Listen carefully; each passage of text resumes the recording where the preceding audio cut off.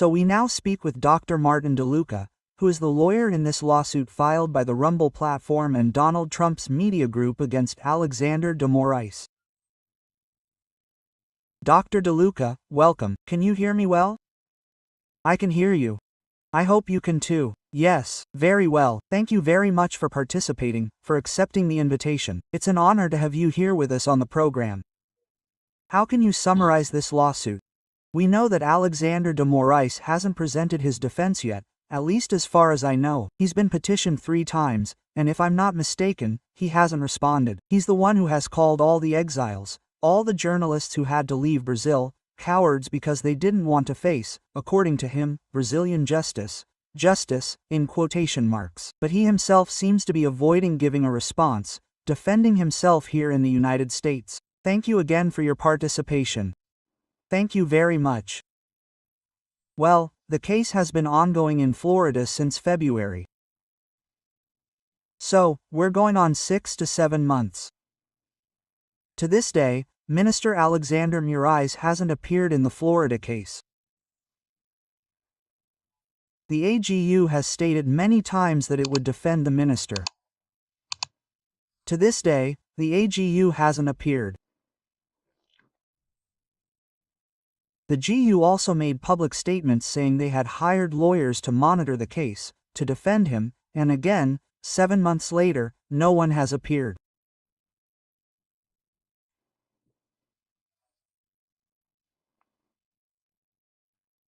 We've been trying to notify the minister for a long time, in a much more respectful and professional way than the confidential warrants he sends by email to Florida.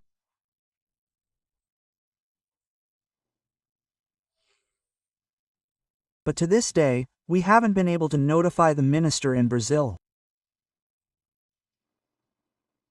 Dr. DeLuca, what you just said, I'd like to clarify a little more for our audience. I'm one of Alexander de Moraes' victims, journalist Allan dos Santos here at Converso Timeline. And he asked to close my accounts without ever using the bureaucratic means of the United States, the diplomatic relationship that has existed for years, actually centuries, between Brazil and the United States. He never used these means in relation to me or so many others. Constantino, Paulo Figueiredo, Flavia Magalhães, etc. How did this failed attempt to notify the minister happen? Doesn't he have any information that provides an address? How have you been able to notify the minister here in Florida, but it's not being successful? We wouldn't notify in Florida, right? We have to notify in Brazil, following the protocols, which we're trying to respect. Now, is it true that he acted differently with you? I think, Allan, you were the first victim of these warrants. Yes. By the way, that's why Rumble is blocked in Brazil today. Well, but they've also done this with Rodrigo Constantino and others. Well, and it's something that, given the minister's conduct, having been a minister of the Supreme Federal Court for so many years, he's made many requests for legal assistance, right, for a mutual legal assistance treaty with Brazil, the United States, a bilateral treaty. So, when you evaluate the behavior of the person, the minister, and you see that he, countless times, did the right thing, and then chose to do something different, you can see that it's his intention not to follow the law and not comply with the treaty. Otherwise, he would have done wrong every other time too, but he didn't do wrong, he did it deliberately in secret. Why would he do it deliberately in secret? A good question that any reasonable human being would ask. And we don't have an official answer to that question, but it's not hard to speculate that, if I'm not mistaken, at some point he requested extradition, including of you, from the United States, and that, extradition period was refused, because the United States, whatever government it is in, this isn't a political issue, right? It's a question of fundamental rights. So, I think at that time it was the Biden administration, but whoever is acting in the federal government, they have to follow the law and the Constitution. And since the United States doesn't prosecute crimes of opinion simply for having a political point of view, and that's not an offense for which a person can be extradited, right? So, from what I understand, your extradition request was refused, which obviously indicates that if he had sent the censorship requests, the censorship warrants through official channels, the probability that they would have been refused is almost 100%. However, it violated American law, and indeed, it violates Brazilian law, because any bilateral treaty has the force of law in Brazil, since the Brazilian Senate ratifies this international treaty. It violated the bilateral treaty itself to try to get Rumble to remove the content, block the account, and hand over its data. Dr. DeLuca, the fact that the AGU also presented itself as a potential defense attorney for Alexander de Moraes. I don't know if you're aware of this, but it's also illegal. The AGU exists to defend, as its name suggests, the Attorney General's office, to defend the interests of the Union, not of a specific justice of the Brazilian Supreme Court. And this makes it very clear that we have this close alliance between the Supreme Federal Court, STFPT, and the Supreme Federal Court, STF, right? I personally have no problem with Alexander Moraes, nor does he have a problem with me, but the AGU has been filing lawsuits, including against me, for libel, against journalists, which is also absurd. It operates like Lula's private law firm. This is absurd. So, what we can expect is perhaps a conviction, in absentia, of Alexander de Moraes here in the Florida court, and what kind of consequences this could have for him, and what kind of consequences this could have, for example, for Allan dos Santos, who is here next to me, for Rodrigo Constantino, for all the journalists and communicators who were harmed by the ban on their networks, their channels in Brazil. Could you try to explain this? If what we're asking for is, we're alleging that the minister acted deliberately, with full knowledge that he was acting outside the law, violating Brazilian law, violating American law, violating the bilateral treaty. And yet, when you deliberately violate the law, you're not entitled, as a public servant, to immunity. So, for example, I was a New York prosecutor for 6 years. Well, an example I often use is imagine I tell some police officers, go ahead, search so-and-so's house tomorrow at 6 a.m., okay? Go in there, break everything down, and take his things. Quote, well, and the police officers say to me, perfect, doctor, everything ready? And where's the warrant signed by the judge? Quote. And I say, oh, don't worry, I'm telling you with my authority that you don't need a warrant. Go, knock on the door, and press charges anyway. Quote. And in this example, right, let's imagine they press charges, go in there, and someone gets hurt or dies. And then the family wants to sue the state, okay? And they want to sue prosecutors and police officers individually. If it's determined that I, as a prosecutor, knew the law, the procedure, the protocol, deliberately ignored the protocol, and instructed others to violate the law, because a search warrant requires a judge's signature, right? So when I tell the police, I know how it works because I've already conducted 1,000 searches and seizures, but in this one, leave it to me, with my authority, you can go there. And it's a police way to do this. I would be acting outside my official authority, because I'm acting deliberately, violating the law that I know I'm violating. So, I know I'm violating the rules of the game and I'm doing it intentionally. If this is proven, the person loses official immunity and can be held liable as an individual. So, in this case, we had one, if we had constructive notice, the case would proceed without the defendant's presence, because a civil lawsuit, right, a criminal lawsuit in the United States can't, but a civil lawsuit can. Then the case progresses civilly until it reaches a judgment. And then it can be sentenced. Well, and the judgment is usually for monetary damages, So you have a judgment that can be enforced globally against the assets of the individual, right?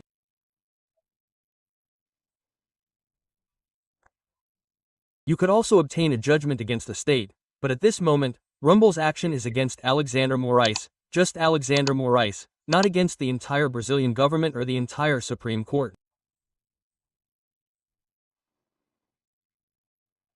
But then, even Alexandre Moraes' assets that he may have in Brazil can be somehow confiscated to pay compensation to Rumble and Trump's media group.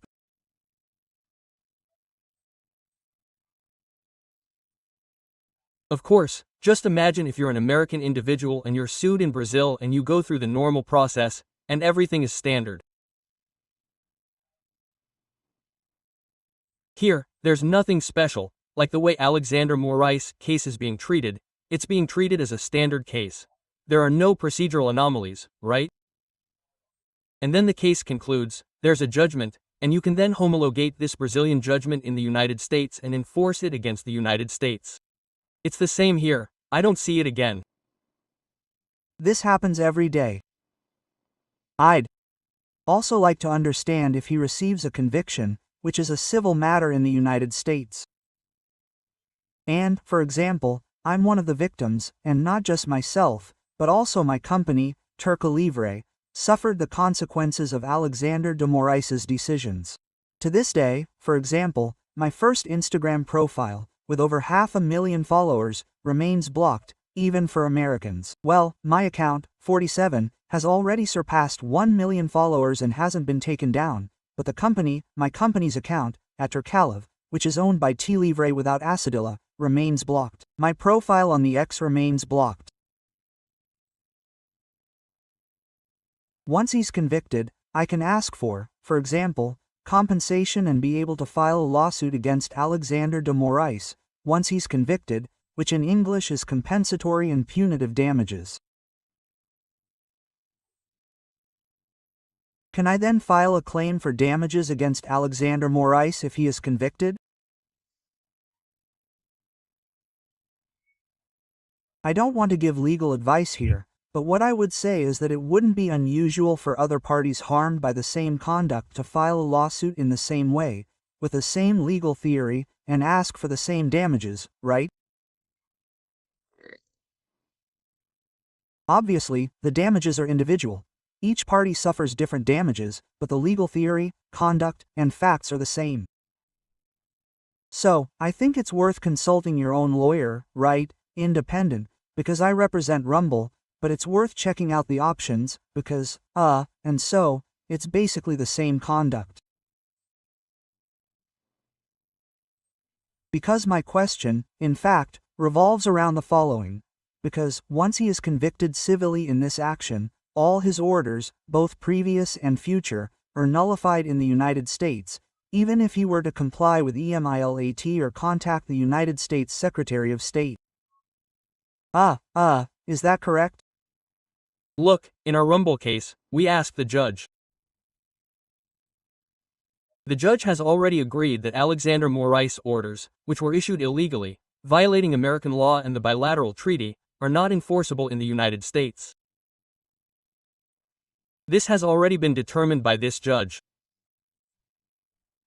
So, again, I think it's worth consulting a lawyer, right? Because there's already a precedent determining what should be done with Minister Alexandre Moraes' orders in the United States.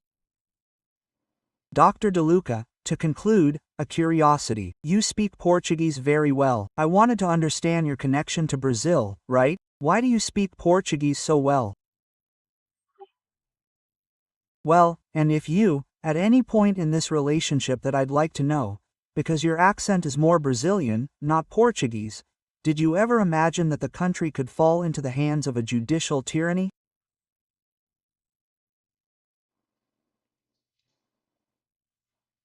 Great question. Well, the easiest answer, right, is that I've always had the opportunity, because I speak several languages, to work with Brazil. Well, when I was a prosecutor, and in fact, throughout my career, I've worked on several cases involving Brazil, civil cases, corruption cases, international drug trafficking cases, everything, all kinds of cases I've worked on over time. As I mentioned, I spent a lot of time as a prosecutor in the United States. We conducted many international investigations. Anyway, throughout my career, I've had the pleasure and privilege of working with several Brazilian authorities, judges, police chiefs. In short, they've always been completely normal relationships.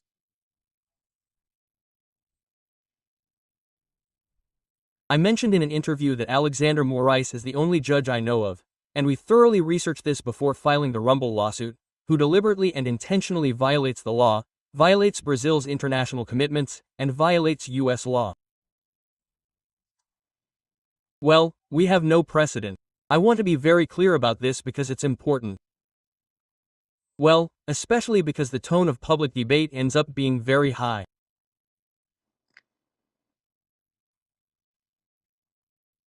In my career, and based on everything we've researched, we've never found a case of another Brazilian judge, or a federal police officer, who has deliberately violated the Brazil-US bilateral treaty or U.S. law, or asked companies or individuals within U.S. territory to violate U.S. law to comply with Brazilian warrants. I've never seen this happen, except in the case of Alexander Moraes. So, when we talk about judicial tyranny, I think it's also worth emphasizing that there are many judges throughout Brazil, that the Brazilian judiciary is historically widely respected around the world, right?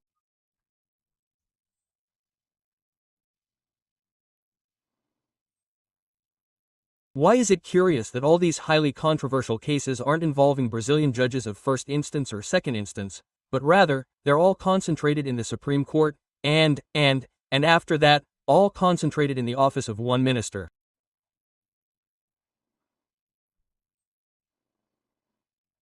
There aren't millions of federal police officers throughout Brazil doing wrong or deliberate, blatantly violating the law, as far as I know. Instead, they're all concentrated in one group, a special team that works for Alexander de Moraes. So this is a fundamental distinction because, well, it's difficult to be a judge, right? I know, as I was a public servant, I was a prosecutor. So when you're doing something that's not popular, it's something that draws a lot of attacks from the public, commentators, etc. But it's also part of the game, right? Now, what Brazil is experiencing with Alexander de Moraes is unique and different from any other situation against judges, even Supreme Court justices themselves. Do you know of any case of another Supreme Court justice issuing censorship secrecy orders? Secret censorship orders against the United States via email? I don't know of any other case. There are 11 justices. The other 10, I've never heard of anything like this happening. So, what this is also doing is damaging the image not only of Brazil as a country, not only of the Brazilian judiciary, which has years of excellence, right? And so, every judiciary will have its share of mistakes. There will always be something to complain about. This is part of our daily debate. Oh, this justice is bad because this, because that, did this wrong, that wrong. Now, Alexander Moraes is in a league of his own, right? He's a special person all by himself. Even the Supreme Court justices who agree with him haven't systematically and deliberately engaged in the same conduct as Alexander Moraes every day, right? So it's crucial to distinguish this. Why? Because the damage it's causing the country is potentially irreversible. For example, Allan dos Santos has a long history of being rejected by the United States, right? Okay, how often does the United States refuse Brazil's probation period? It's very rare, because Brazilian institutions are internationally renowned, they tend to be, right? We're talking about normal, reasonable operations, that didn't happen. We have Italy refusing probation requests from Alexander Moraes. We have Spain refusing probation requests from Alexander Moraes. We have Interpol refusing red notices because they come from Alexander Moraes. Because the international community is beginning to educate itself about the massive abuses and, yes, violations of this minister's human rights. And these abuses and this minister's continuous and systematic actions are tarnishing the good name of the Brazilian judiciary and all the other judges who are doing their job day after day, for 10, 20 years, which is already difficult. Imagine these other judges starting to have probation requests denied, their warrants denied because of the damage to the image of the country and the judiciary that Alexander Moraes is causing. So, it's very serious. And if you're a responsible leader who thinks long-term for the good of your own country, you should understand the damage that's very difficult to reverse, and the exchange for what? The coup plot, the fake news nonsense, you know? You're throwing away decades and decades of efforts by public officials doing things right to protect someone who, frankly, as we said, we haven't discussed in the United States, in Florida, is indefensible. There's no defense for what he's doing. If you have to be in a neutral forum like Florida and appear and try to defend the actions of Minister Alexander Moraes, God bless him, and that kid from the AGU, right?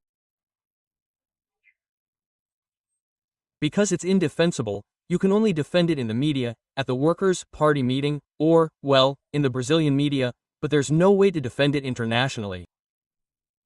No one would agree. So, I want to make this distinction because I think it's very worthwhile. It's not productive to lump everyone together. Alexander, there's a special one for him. Dr. Martin DeLuca, thank you very much for the interview here at Conversa Timeline. Until next time, have a good week, sir. Thank you very much for having me. It was a pleasure to be here with you.